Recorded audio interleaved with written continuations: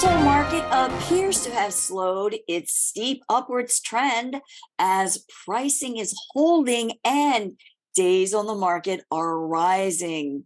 It's Friday, December 2nd, 2022. I'm Kimberly Barton of Kinetic Realty, your local market expert with this week's Maryland Eastern Shore Report. You need to know what the market is doing locally, so be sure to subscribe for weekly updates. Buyer showings slowed down for the Thanksgiving holiday.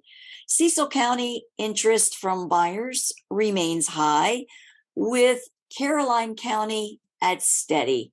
Talbot, Queen Anne's, and Dorchester are slow. Kent County remains limited. On the shore, inventory fell to 1,273 homes for sale. On the Maryland shore, 74 homes came to the market over the past week, falling again this week.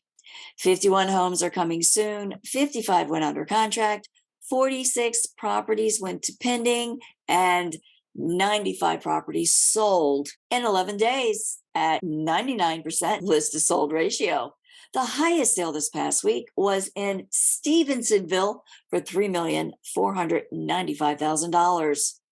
Rental inventory fell to 80 homes for lease at $1,838 per month.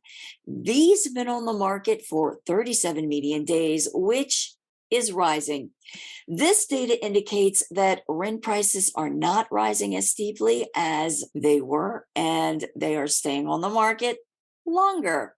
There is a lot of noise out there, so if you need clarification about the market and what's happening, I can provide you with the facts, data, and information to bring context to it. Let's talk.